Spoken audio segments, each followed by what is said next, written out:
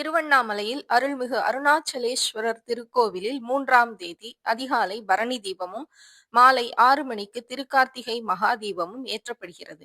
அதன்படி பிறகு அதை தரிசித்துவிட்டு 6:05 மணிக்கு மேல் வீடுகளில் விளக்கேற்ற வேண்டும். குறைந்தபட்சமாக 27 விளக்குகள் ஏற்ற வேண்டும்.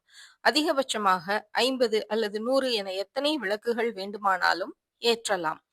முதலில் வாசலில் கோலத்தின் நடுவில் விளக்கேற்ற வேண்டும்.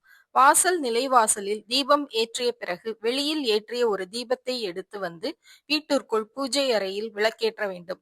அதற்கு பிறகு வீட்டின் சமையலறை, படுக்கை அறை, கூடம் என அனைத்து இடங்களிலும் எத்தனை விளக்குகள் ஏற்ற முடியுமோ அத்தனை விளக்குகள் ஏற்றலாம். நல்லெண்ணெய் 5 வகை எண்ணெய்களையும் பயன்படுத்தி விளக்கேற்றலாம். குறைந்தபட்சம் ஒரு விளக்காவது நெய் தீபம் ஏற்ற வேண்டும். வாசலில் ஏற்றப்பட்ட தீபம் 30 நிமிடங்கள் எரிந்தால் கூட போதுமானது. பிறகு எடுத்து விடலாம். வீட்டின் பிற இடங்களில் ஏற்றிய தீபத்தில் அடிக்கடி எண்ணெய் விடவோ திரியை தூண்டிவிடவோ வேண்டிய அவசியமில்லை. அந்த தீபங்கள் தானாக குளிரும் வரை அப்படியே விட்டுவிடலாம். இது போன்ற ஆன்மீக செய்திகளுக்கு பத்மம் யூடியூப் சேனலை சப்ஸ்கிரைப் பண்ணுங்க, லைக் பண்ணுங்க, ஷேர் பண்ணுங்க, கமெண்ட் பண்ணுங்க. நன்றி, வணக்கம்.